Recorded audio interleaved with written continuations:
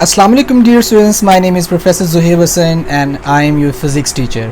जी बेटा, आज हम चैप्टर नंबर 13 के नेक्स्ट आर्टिकल की तरफ मूव कर रहे हैं, जिसका टाइटल है colour coding for carbon resistors. यानी कि आपने कार्बन के बने हुए रेजिस्टर्स की जो कलर कोडिंग है उनको यहाँ स्टडी करना है, और उन कलर कोडिंग को स्टडी करने का मकसद क्या है उसको भी यहाँ देखना है।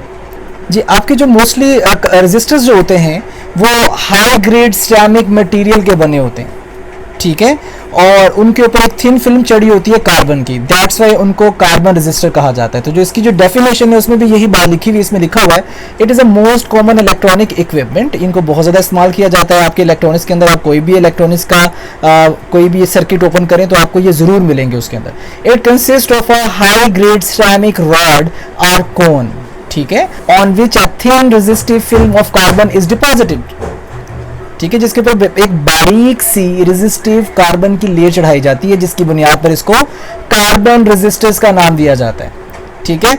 अब ये जो कलर कोडिंग है इसकी न्यूमेरिकल वैल्यू को इंडिकेट करने के लिए इस्तेमाल की जाती है, ठीक है। इसकी न्यूमेरिकल वैल्यू को शो करने के लिए कार्बन की रेजिस्टर के ऊपर जो लैमिनेशन होती है उसके ऊपर कुछ कलर्स शो किए जाते हैं, यानी कि उसके ऊपर कुछ बैंड्स होते हैं, कलर बैंड्स, जो कि 4 किस्म के हो सकते हैं, और कुछ ऐसे भी होते हैं जो 3 किस्म के भी हो सकते हैं। तो जो कलर बैंड्स हैं वो डिफरेंट किस्म के कोड्स को रिप्रेजेंट करते हैं, और उन कोड्स का इस्तेमाल करते हुए हम क्या कर सकते हैं, हम रेजिस्टेंस की न्यूमेरिकल वैल्यू को फाइंड कर सकते हैं on the behalf of their colours, on the behalf of their colour codes. अब वो कलर कोड्स किस किस्म के होते हैं? इन 10 कलर्स में से कोई एक कलर हो सकता है। ये आपके पास सामने एक टेबल दिया हुआ है जिसमें 10 कलर्स दिए हुए हैं। इन 10 कलर्स में से वो 4 जो बैंड दिए होंगे कोई भी कलर हो सकता है, जिसमें पहला कलर जो है ब्लैक, जिसका कोड 0 है, दूसरे का है ब्राउन जिसका कोड 1 है, तीसरा आपके पास रेड है जिसका कोड 2 है, orange 3, yellow 4, green 5, blue 6, violet 7, grey 8, white इसका जो आपके पास नंबर है वो 9 है, ठीक है। इसको याद करने का एक तरीका है, ये आपको ज़बानी याद होंगे तो आप इनके कलर कोडिंग को अच्छे तरीके से फाइंड आउट कर सकते हैं। इसका जो तरीक़ेकार मैं आपको बता देता हूँ, BB Roy, ROY Roy, good boy, very good women. अब ये सुनने में तो अजीब लगता है, लेकिन उसको आप आसानी के लिए इस्तेमाल कर सकते हैं कि BB Roy, good boy, very good women. आपको कलर्स याद करने में आसानी हो जाएगी, और इनके नंबर्स भी, इनके कोड के जो नंबर ये भी आपको ज़बानी याद होने चाहिए, तभी आप कलर कोडिंग को देखते हुए आप कार्बन रेजिस्टर की रेजिस्टेंस फाइंड करने के काबिल हो जाएंगे, यानी कि उसकी न्यूमेरिकल वैल्यू फाइंड करने के काबिल हो जाएंगे। अब जो कलर बैंड्स हैं उनकी 4 टाइप्स हैं, जिसमें जो फर्स्ट बैंड है इसमें जो भी कलर आएगा वो फर्स्ट डिजिट को रिप्रेजेंट करेगा जो कि रेजिस्टेंस की वैल्यू होगी, ठीक है। जो फर्स्ट बैंड है वो क्या इंडिकेट करेगा? It indicates first digit in the numerical value of resistance. For example आपके पास रेड कलर आ रहा है तो रेड 2 को रिप्रेजेंट करेगा। आप पहला नंबर क्या लिखेंगे? 2, राइट। तो सेकंड बैंड की अगर हम बात करें, इट इंडिकेट्स सेकंड डिजिट, वो आपको दूसरा डिजिट देगा, और लेट्स सपोज वो वायलेट है तो आपके पास जो दूसरा डिजिट है 2 के बाद वो 7 आ जाएगा, राइट। तो 27 बन गया। अब जो थर्ड बैंड होगा ये आपको नंबर नहीं देगा, ये आपको जो भी कलर देगा उसके कोरस्पॉन्डिंग जो नंबर होगा ये उतने नंबर ऑफ जीरोस देगा। मैं एग्जाम्पल के तौर पर आपको बता देता हूं, it is decimal multiplier, it gives number of zeros after first 2 digits, यानी कि 2 डिजिट आने के बाद जो तीसरा डिजिट होगा वो उतने जीरो देगा जितनी उस डिजिट की वैल्यू है। लेट्स सपोज कि आपके पास ऑरेंज कलर आ जाता है, for orange there will be 3 zeros. Orange देखिए यहाँ आपके पास 3 नंबर आ रहा है, इसका मतलब 3 जीरोस आएंगे आपके पास, ठीक है। आप उसके साथ 3 जीरो लगाएंगे, यानी कि 2 और 7 के साथ 3 जीरोस आ गए, तो 27,000 ओहम आपके पास क्या आ गई? रेजिस्टेंस आ गई। अब जो फोर्थ बैंड है ये हो भी सकता है और नहीं भी हो सकता। अगर होगा तो इसके लिए 2 कलर पॉसिबल है चौथे बैंड के, अगर नहीं है तो उसकी क्या पॉसिबिलिटी उसको भी हम देख लेते हैं। यहां लिखा है it gives resistance tolerance. Tolerance का मतलब क्या होता है? जो वैल्यू आप पहले 3 कलर से फाइंड कर चुके हैं वो वैल्यू कितनी वेरी कर सकती है, यानी कि उसके अंदर कितना चेंज आ सकता है। आपकी जो नॉमिनल वैल्यू वो कितनी वेरी कर सकती है प्रैक्टिकली, जब आप उसको किसी ओहम मीटर से फाइंड करेंगे उसकी वैल्यू में कितना चेंज पॉसिबल है। उसकी टॉलरेंस की जो रेंज है वो हमें फोर्थ बैंड से पता चलेगी। अब अगर कलर है तो वो 2 तरह के हो सकते हैं, या तो सिल्वर होगा या गोल्ड कलर होगा फोर्थ बैंड के अंदर, ठीक है। अगर तो आपके पास सिल्वर कलर है, सिल्वर कलर का मतलब है जो वैल्यू आपने 3 कलर से मेजर किए, 3 बैंड से आपको वैल्यू मिल गई, उसमें 10% वेरिएशन आ सकती है, यानी कि 10% वैल्यू ज्यादा भी हो सकती है और 10% वैल्यू कम भी हो सकती है। इसका मतलब ये होगा अगर गोल्ड कलर आ जाता है, यानी कि गोल्डन कलर आ जाता है, तो टॉलरेंस 5% होगी, यानी कि जो वैल्यू आपने फाइंड की हुई है वो वैल्यू 5% ज्यादा भी हो सकती है और 5% कम भी हो सकती है इन केस ऑफ गोल्ड। अगर कोई बैंड नहीं होता तो आपके पास टॉलरेंस सबसे ज्यादा होगी, यानी कि 20%। अगर आपके पास 3 ही बैंड है, चौथा बैंड मौजूद ही नहीं है, इन दैट केस ऑब्वियस सी बात है कि आपके पास उसकी वैल्यू जो आप 3 कलर से मेजर कर रहे होंगे, या सॉरी 3 कलर से आप कैलकुलेट कर रहे होंगे, उसके अंदर 20% वेरिएशन पॉसिबल होगी। तो आप 20% वैल्यू ज्यादा भी हो सकती है, 20% वैल्यू कम भी हो सकती है, या उसके दरमियान में कोई वैल्यू हो सकती है। यह होती है आपके पास टॉलरेंस, यानी कि आपको उसकी पॉसिबिलिटी पता चलती है कि उसकी वैल्यू जब आप उसको मीटर से मेजर करेंगे कितनी वैल्यू के अंदर अंदर वेरी कर सकती है। समहाउ आइडिया हो जाता है कि इसकी वैल्यू इस वैल्यू के अंदर अंदर मौजूद होगी। जी बेटा, नेक्स्ट आपके पास जो टॉपिक है इट इज रियोस्टैट। रियोस्टैट जो ये एक वेरिएबल रेजिस्टर के तौर पर काम भी आता है, उसके अलावा पोटेंशियल डिवाइडर के तौर पर भी काम आता है, वो हम आगे चल के देखेंगे। लेकिन ये है कि इसकी डेफिनेशन क्या हम देख लेते हैं। The wire bound variable resistor, यानी कि ये वेरिएबल रेजिस्टर है और इसके अंदर क्या होता है, इसके अंदर एक तार होती है जो कि सिलिंड्रिकल कोर के ऊपर लिपटी होती है। ठीक है, एक सिलिंड्रिकल कोर होगा, उसके ऊपर तार लपेट दें तो वो रियोस्टैट बन जाएगी। अगर उसके ऊपर इसको तार की लेंथ को कम ज्यादा करने का कोई मैकेनिज्म लगा हुआ जिसकी वजह से तार की लेंथ जो है सर्किट में कम ज्यादा हो सके, तो इस किस्म के स्ट्रक्चर को हम रियोस्टैट का नाम देते हैं। तो जो आप लैब में इंशाल्लाह देख लेंगे। ठीक है जी बेटा, आगे हम चले इसकी कंस्ट्रक्शन के अंदर। इसकी कंस्ट्रक्शन में लिखा हुआ है it consist of a bare magnet wire. ये एक बेयर वायर होती है, मतलब इसके ऊपर किसी किस्म का कोई इंसुलेशन नहीं है। जैसे कि तारों के ऊपर नॉर्मली इंसुलेशन होती है ब्लैक कलर की, इसके ऊपर कोई इंसुलेशन नहीं है, ये तांबे की वायर होगी। ठीक है, बेयर मैग्नेट वायर होगी जो कि वाउंड की गई होगी एक इंसुलेटिंग सिलेंडर के ऊपर। मैंने अभी आपको बताया कि इसको एक इंसुलेटिंग सिलेंडर के ऊपर यानी कि प्लास्टिक के कोर के ऊपर लपेटा जा सकता है। और प्लास्टिक क्या होता है, इंसुलेटिंग होता है, यानी कि उसमें से करंट पास नहीं हो सकता। तो ऐसे मटेरियल के ऊपर आप इसको लपेट कर सिलेंड्रिकल शेप दे सकते हैं तार को। ठीक है, the end of wire are connected with 2 fix terminal. इसके अंदर 2 टर्मिनल होंगे फिक्स, एक ए और एक बी। उनके साथ तार को क्या किया गया होगा, कनेक्ट किया गया होगा। इसकी डायग्राम आगे बनी होगी, मैं आपको दिखाऊंगा अभी।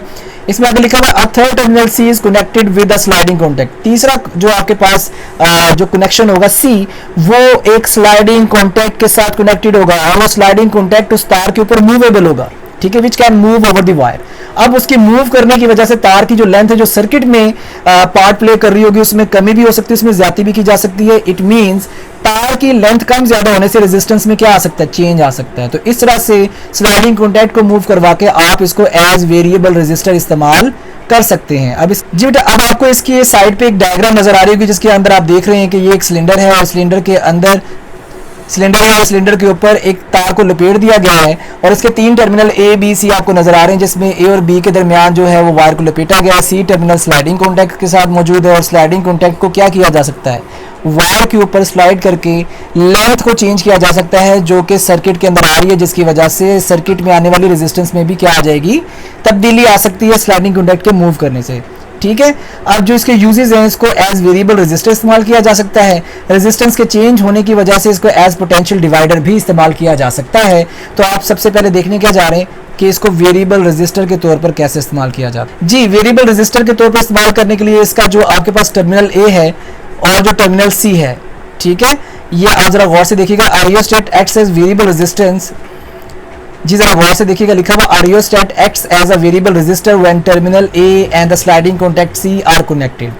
ठीक है, तो ये ए और सी के दरमियान आपके पास क्या होगा, वायर जो है उसकी जो लेंथ है उसको चेंज किया जाएगा और उसकी वजह से ये एज वेरिएबल रेजिस्टर जो है वो वर्कआउट करेगा। इसमें लिखा हुआ है in a circuit in this way resistance between terminal A and C is used. ठीक है, ए और सी की जो रेजिस्टेंस उसको इस्तेमाल किया जाएगा। If sliding contact is moved If sliding contact is moved away from terminal A, then the length of the wire and the resistance included in the circuit increases। यानी कि अगर उसको A को अवे लेके जाएंगे टर्मिनल C से तो क्या होगा, वायर की लेंथ में इजाफा होगा जो कि सर्किट में मौजूद होगी और उसकी वजह से रेजिस्टेंस में भी इजाफा होना शुरू हो जाएगा। If the sliding contact is move towards a, अगर स्लाइडिंग कॉन्टैक्ट को ए की तरफ लेके जाया जाए तो उसकी वजह से लेंथ में कमी होना शुरू हो जाएगी और सर्किट में मौजूद रेजिस्टेंस में भी कमी आना शुरू हो जाएगी। इसका मतलब जो आर है, जो रेजिस्टेंस है, ये लेंथ के साथ डायरेक्टली प्रोपोर्शनल है। यानी कि लेंथ अगर सर्किट में जो रियोस्टैट की वायर जो कि वाउंड की गई है उसकी लेंथ को बढ़ाना शुरू कर दिया जाए तो लेंथ के बढ़ने से रेजिस्टेंस में इजाफा होना शुरू हो जाएगा। तो resistance will be directly proportional to the length. तो लेंथ के कम ज्यादा करने से रेजिस्टेंस को सर्किट के अंदर क्या किया जा सकता है, वेरी किया जा सकता है। तो इन दिस वे हम इसको एज वेरिएबल रेजिस्टर क्या कर सकते हैं, इस्तेमाल कर सकते हैं। जी, इसका जो नेक्स्ट यूज है वो एज पोटेंशियल डिवाइडर। इसको पोटेंशियल डिवाइडर के तौर पर कैसे इस्तेमाल किया जाता है, ठीक है। अब जिस तरह से आप रेजिस्टेंस चेंज करें, रेजिस्टेंस के चेंज होने से पोटेंशियल भी जो कि ड्रॉप हो रहा होगा उसके क्रॉस वो भी चेंज होना शुरू हो जाएगा, ठीक है। तो अब potential difference V is applied across the terminal A and B and a rheostat with the help of a battery if R is resistance of the wire and I is the current passing through the resistor, तो I is equal to V over R। आपके पास R जो है वो total resistance है जो कि rheostat की है, रियोस्टेट की वायर की है, V is the total potential जो कि उसके टर्मिनल के अक्रॉस दिया गया है, तो I उसका टोटल करंट होगा जो वहां से फ्लो कर रहा होगा। लेकिन अगर आप स्लाइडिंग कंडक्ट को मूव करके सर्किट के रास्ते में आने वाली जो capital R total resistance R थी इसको चेंज करते हैं, इन दैट केस आपके पास क्या होगा, आपके पास वहां जो ड्रॉप होने वाला पोटेंशियल है वो वेरी होना शुरू हो जाएगा। तो लेट्स सपोज V B से C का पोटेंशियल है, यहाँ डायग्राम आपको नजर आ रही होगी, B से C का जो पोटेंशियल है वो करंट इंटू रेजिस्टेंस के बराबर है।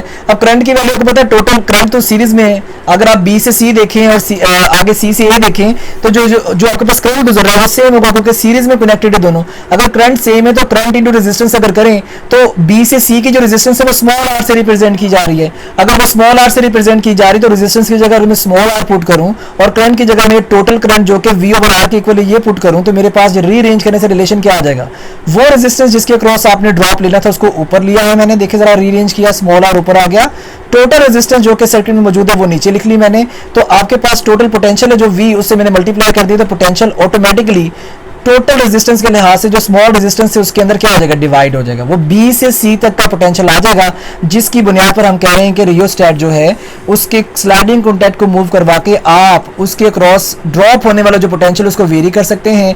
इन दिस वेज को हम पोटेंशियल डिवाइडर के तौर पर भी इस्तेमाल कर सकते हैं। यह फॉर्मूला आपको ज़बानी पता होना चाहिए। अगर आपके पास दो रेजिस्टेंसेज सीरीज में लगी हुई है, सीरीज में आपको पता है ना पोटेंशियल चेंज हो जाता है, पोटेंशियल जो है वो डिवाइड हो जाता है, तो सीरीज में लगे होने की वजह से जिस रेजिस्टेंस के क्रॉस आप क्या निकालना चाहते हैं पोटेंशियल, उस रेजिस्टेंस को ऊपर रखें, टोटल रेजिस्टेंस नीचे रखें और टोटल वोल्टेज जो बैटरी उस वक्त कनेक्टेड होगी सर्किट के साथ उसके साथ मल्टीप्लाई कर दें, तो आपके पास जो रेजिस्टेंस आपने ऊपर रखी होगी उसके अक्रॉस ड्रॉप होने वाला पोटेंशियल आ जाएगा। इन दिस वे आप क्या कर सकते हैं, रियोस्टेट को एज पोटेंशियल डिवाइडर इस्तेमाल कर सकते हैं, जो कि मैंने यहाँ नीचे एक्सप्लेनेशन में लिखा हुआ है। जी बेटा, आज के लिए बस इतना ही। इंशाल्लाह मैं बहुत जल्द नेक्स्ट लेक्चर के साथ आपकी खिदमत में हाजिर होऊंगा। तब तक के लिए मुझे इजाज़त दीजिए। Thanks for watching this video. अल्लाह हाफिज़।